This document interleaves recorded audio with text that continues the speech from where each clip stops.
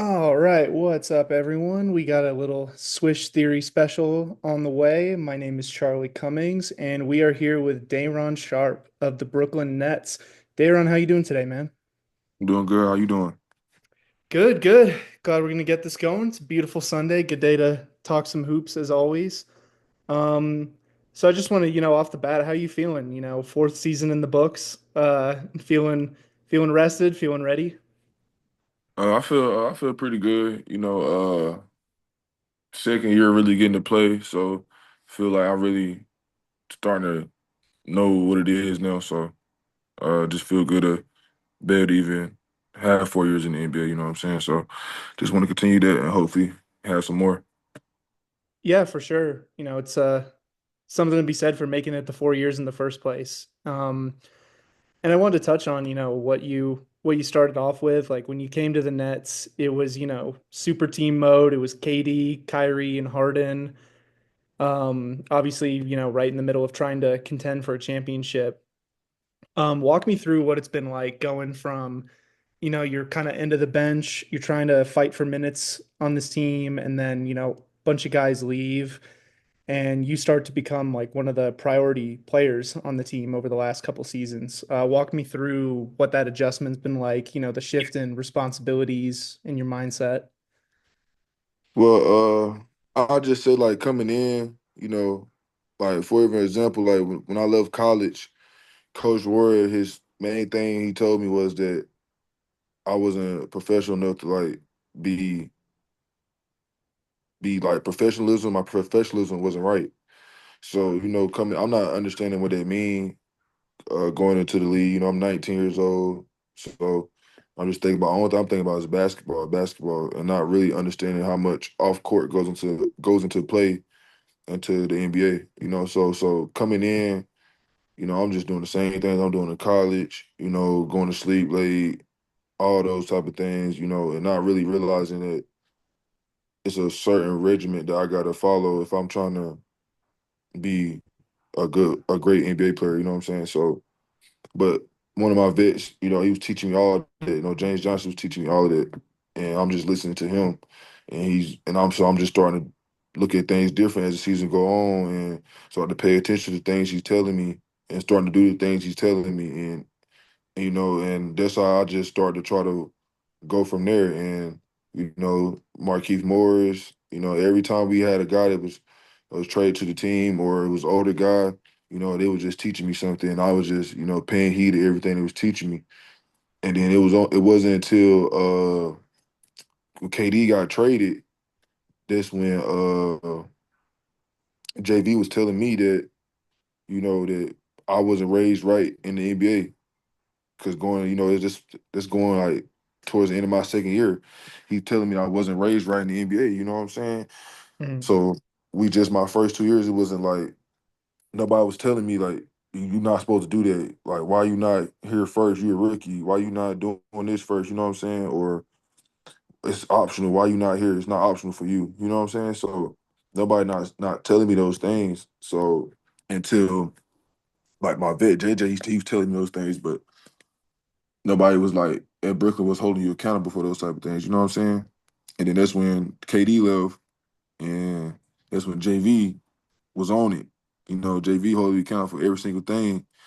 So, uh, kind of, so that's when I had to start working on those type of things. And then once I started figuring that out and stop being so like combating with it, like why I gotta do that, why I gotta do that, not understanding that any profession that you be in, like it's you gotta carry yourself as a professional. You know what I'm saying? It's not just NBA, not just NFL, not just athletics, anything you do. So I just took that to heart. I just try to follow that, and, start being on time, start, taking care of my body, eating right, sleeping. So I really just feel like, JV being on me about that stuff, because that's why he wouldn't play me. He'd tell me that. He'd tell me that like I can't trust Day off the court. I don't even know if he gonna come to the game on time. You know what I'm saying? So I I understood it, but I'm like, you know, I'm trying. So I just had to fix that. And once I fixed that, everything else just fall into play. So I just say main thing I had to learn was being a professional when it came into being the league because I always had work ethic. You know, I always want to work, I always want to get better, I always want to grind. But it's just like the professionalism part that you got to give your all to this. It ain't just no basketball; it's everything. You know what I'm saying? Yeah, like you got to just stay locked in on that mental side all the time. You got to keep that edge. And like you said, you're a competitor, like you're a hustler. It shows watching your game and, having those vets in the corner has got to be invaluable, especially with all the change that's gone on in Brooklyn. Because like you said, a bunch of the older guys left. Like you guys got four coaches in the last 4 years. You got to Yeah. adjust to a lot of changes and working on that mental game is just important as those skills. But I want to touch on the competitive aspect too, because you talk about being a competitor, and when I watch your games, when I watch you play, I'm just like every time a rebound goes up, I'm like Day'Ron's first to the ball and you're second to the ball, you're third to the ball. Like every time, that ball's going up, you're finding a way to get an edge on somebody, to box someone out, and to stay physical. Do you think that competitiveness is part of the reason that drives you to be such a great rebounder? Yeah, man. I just feel like I don't like to lose. Like I don't like losing. No, like anything I do, and I take everything like so serious. Like if I'm playing the game, I'm playing Uno, I'm playing dominoes. Like I want to win, and I'm gonna take it serious, and I'm gonna try to win. I'm gonna try to blow you out, and I take it like everything. So like same thing with rebounding. Like with somebody, I feel like somebody out muscling me. I be like, dang. I just be like, dang. I feel like I'm soft. It's soft. Like you know what I'm saying. Like I can't go for that. So the Yeah. next play, I gotta try to hit them harder, or I gotta try to pause it, but try to hit them harder, or move them, or get in position faster than him. So you know what I'm saying. So I don't know. It's just like I don't like losing, and I take that even like somebody scoring on me, like I take that to heart too. Like I want to lock them down in this position. You know what I'm saying. So I hate when teams go on runs on us. Like I hate when a team go on like a 10-0 run, we can't score, and they made me like want to come out the next, call that timeout, come out there, let me go blitz your screen, get a steal, and try to switch the energy up for us. You know what I'm saying? So that's why Yeah. I like those type of things too. Yeah, part of that too shows in, not just the rebounding, but just the way you compete on those screens. Like there's so many plays where like last season, Cam Johnson was kind of the focal point for you guys. Cam Thomas is out. Like you guys got to find a way to get some buckets somehow. And it stood out to me where, Cam's trying to get open, he's trying to run off a curl or, get a pin down or something, and you just hit the hell out of somebody to get him open, Mm. and then he's free going downhill. Um, I want to talk about that too, like because you said, early on you weren't playing a lot. You had to, try to get your mind right and get it together. And it feels like, especially under Jordy, they're trusting you a lot with, running the offense, making some passes, running those dribble handoffs. Is there anything you think contributed to that change? Like, was it just, you needed the opportunity, or was there something that kind of clicked to help you, uh, you know, lock in more on the offense? I always had that. I pride myself on my passion. I always been like a team oriented guy. I ain't never been a guy that's want to shoot every shot. You know what I'm saying? Like I like when I see four players that got 20. You know what I'm saying? Mm, Instead of one player that got like 50 and everybody else got 5, 10 points. So I always liked that aspect of basketball too. Like we all can eat. You know what I'm saying? So I always pride myself on passing. And like when Jordy told us last season that the way he want to run the offense is like through the bigs, passing the ball. I'm like, oh, I can't wait. You know what I'm saying? Because that's my type of game. Like that's how I played in high school. Like that's how I played with like AAU every year. Like, that's how I played. Like that's how David West had me playing. Like throw the ball to the big, run split game with the guards run back off, dribble handoffs. Because I love doing the butt screen, and I feel like hmm the butt screen is the most effective if like for CJ because he always gonna have somebody trying to top block him. So when he gonna run off me, I just need to run off my shoulder, and I just turn around a little bit. You know, I got wide shoulders. I'm wide, so they gonna hit me, and you get an easy backdoor pass. You know what I'm saying? So it's just all about who we playing with, all about who's guarding who. You know what I'm saying? So, but I love when Jordy told us that because I feel like I'm one of the best passers, one of the best big man passers that we have in the league. So, and I and I just glad I get a chance that I could prove it. Yeah, and I think it really showed in like the energy you guys played with because you got a lot of young guys, most of these guys are, on their second, even third teams. They're trying to, make a statement, like feel like they belong. So everyone's working hard, they're cutting, they're moving around. And I think it really noticed that you like were able to kind of control that, like you running the dribble handoffs, you're working through the options, you're looking around for the cutters, you're trying to find these guys. And, it kind of felt like, I mean, it's crazy, year four, like you're going into year five, but you were like, almost one of the veterans on the team at this point. Like that you had guys like D'Lo, Cam, who'd been around a minute, but, they needed guys like you who'd been there, who'd been around trying to set the culture, Yeah, setting the tone. I think me, Nick, and CT. I think Nick the oldest Brooklyn Nets player, like the longest tenured Brooklyn Nets player. I think that me and CT the next two. So yeah, you know, I guess I'm realizing that, I'm going from I was 19, young kid in the league to, becoming a man in the league. So I understand that that's the time gap that I'm hitting, like, you know what I'm saying? So the transitioning that I'm hitting where I should know what I'm doing. You know what I'm saying? So and I'm just and like I just want to be able to I like winning too. You know what I'm saying? I hate losing. Mm. So I just want to do whatever it can to help the team win. And if that's talking to the next person, then I could do that. If there's, you know, bringing energy, I could do that. If there's going to grab every office rebound, I could do that. If there's going to drop 20 on that, I could do that. You know what I'm saying? I just feel like whatever the team need to do, then to help win, I could do it. Yeah, for sure. And it shows. And you talked about last season, like, you know, CT and Clax, they're two of like the longest tenured guys along with you, but like they're missing time, they're having their own struggles. Like you had to kind of go out and be the tone setter on the floor. And it shows with the passing, the screening, the rebounding, just doing all those things. It's going to make everyone better.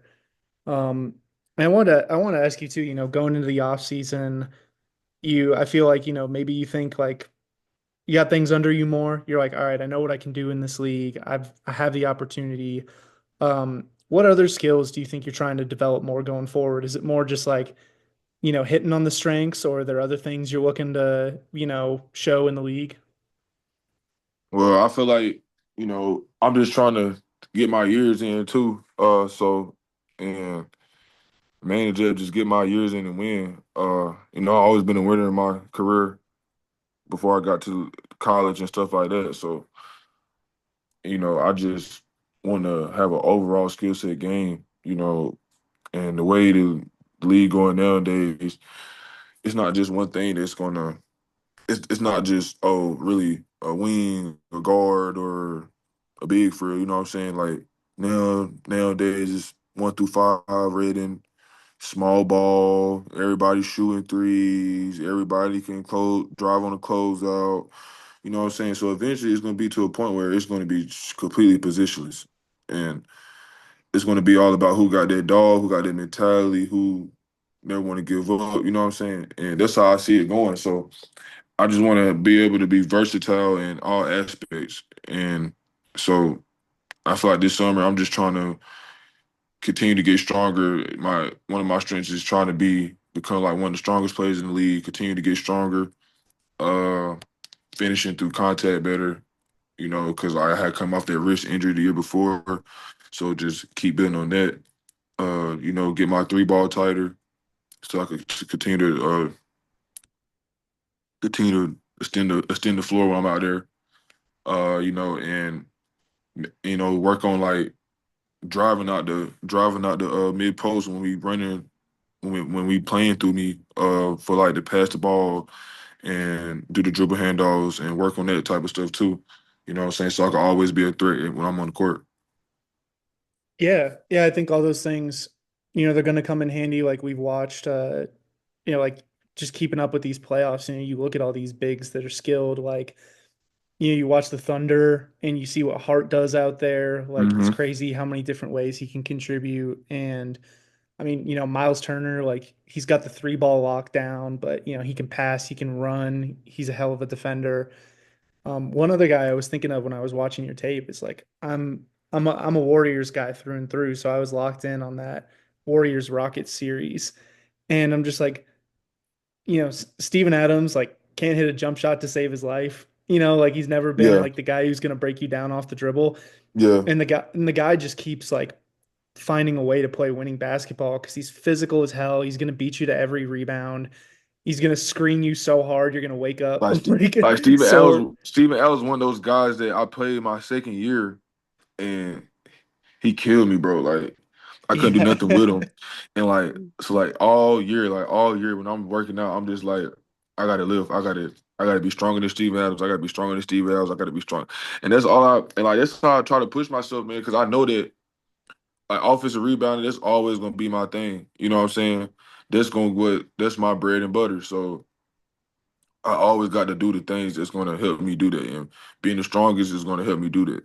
So I'm trying to get to a point where it don't matter who on that court, I'll move you. I don't get that bored. You know what I'm saying? So Hmm. it's like, but I just feel I just want to work on everything. You know, my strengths, my weaknesses, but all one step at a time. Yeah, it was funny. Like I was watching a game from last year, and it was like you guys played the Pelicans. Like you got a bunch of minutes. It was a good game, and it was you and Jonas Valanciunas just like Mhm. going at it for the rebounds. Like you Yeah. guys were just like grabbing each other, tossing each other around. And like he's a big, really strong dude. He's been hitting the boards in this league for a long time, and I saw one possession where like you got a couple like boards over him, and Hmm. then he just like started grappling with you off the ball, and he's like wrestling you around, like Yeah. ref called a foul. And I was like, if this guy's got Jonas pressed, like he must be strong as hell. Yeah. Yeah. Yeah, I know exactly um what you're talking about, bro. I'm telling you, like, and I love those moments. Like, I love when we play like other bigs that's like that's physical, like that want to battle when we down there for rebounds and battle in the paint. I love that. I love it. It's gonna because all I do, only thing they made me do is fire me up because now like I don't want to lose the battle. So now like I'm gonna try to hit you hard every time I can. I'm gonna try to box. I'm gonna try to get every rebound I can now. So now that's gonna all it's gonna do is turn me up even more. Like when we play Detroit, I love playing Detroit. I love playing Detroit. yeah, Isaiah like Stewart, Jalen's Isaiah, massive. yeah, Yeah. Jalen, but Isaiah Stewart, like he relentless with it. Like he pride himself on like the bully ball stuff. So that's why I love playing against him. Yeah, like those guys are just fun tests. You just gotta, yeah, until you play the strongest and the most physical guys, like it's hard to Yeah, know how you match up. Um, one thing too before we get out of here, like you talked about your winning mentality, like you always been a winner. Um, yeah, I think a lot of people forget you were part of that legendary Montverde team. Like yeah, you, Cade, Scotty, Moses, Caleb, Derek, who you get to play with now. Like you guys were number one, just an all-time team. Uh, you ever buy into any of the stuff? It would be like quiet day in NBA on NBA Twitter or whatever. Like people are talking, they're like, "Hey, like Chino Hills versus Montverde," like talking about those built high school I teams. don't think nobody beating us for real. So you know, I don't think nobody beating us. Like that, what we did that year was just like it was special, and the reason people don't understand it and don't respect it as much because you they don't understand it was during COVID. So Hmm. COVID really messed our whole season to blow it up with a bang at the end because we was about to go to Geico and we was finna go to China. We was finna do a whole lot and we couldn't even get to do it because of the because of COVID. So Hmm. we was beating everybody by 20. Like our closest game was 8 points That was one time. It's our IMG is our three closest games. We beat about 8 points one game. We beat about 12 points next game. We beat about 20 the third game. Then after that, everybody else got beat by 40 plus, 30 plus. Like we beat Jonathan Kaminga and them by like 50, I think, or something like that. We was pulling everybody out. And I know it was fun. Every day was fun. Like practice fun, games was fun, walk through like every day. It was fun. Like, and we only had like 8 people for practice, and it still Hmm. was fun. Like I gotta do every rep. It's still fun though. Like I probably me and Kay play 1-on-1 every day. We play 1-on-1 every single day. We run the ones. All of us, we would play ones like every day. We all in the gym all day. Yeah. After school, we in the gym all day. It was fun Yeah. though. I think it's kind of like, iron sharpens iron. You know what I mean? Like you're Yeah. around all that talent, like you're around dudes who've been all-stars in the league. Like Cade, Sneaky might get some all NBA talk this year. Like those dudes He create. for sure gonna get all NBA. Yeah. Yeah, like I hope he does, man, because If he don't, it don't make sense. Like the Pistons just went to the playoffs this year, and they wasn't no they was 6 seed when this year on it. They was yeah, 6 seed, like right? six seed. They Yeah. was a 6 seed this year. They had a great year. His first All Star. He had his double double, 25 and 10. Like and just They had the most like from last year to this year, the most increase in wins like any team's ever had. And yeah, I like, know. I ain't gonna lie. Cade's the guy. I ain't gonna lie. They low key had that first round too. They low key had that first round too. I know, They man. Like, if they think about it. They called the foul on Josh Hart 3. They win in 7. You know what yeah, I'm like saying? So That Tim yeah, Hardaway shot. they Yeah, Tim. Yeah, I like mean, yeah, that's what I'm saying. So that's the playoffs for you, man. It's just, like couple bounces, couple yeah, calls, like, it's crazy. Now they in the Eastern Conference Finals. yeah, yeah, The exactly. Knicks. Yeah, like they get a couple calls, like they dogged the Celtics in the fourth quarter a couple times, and like here they are, might go to the finals. It's crazy stuff, man. But yeah, dude, this has been a treat. It's cool hearing you talk about your game, like the growth you've had in this, and yeah, man, I'm excited to see where you go next. It's gonna be fun. Thank you.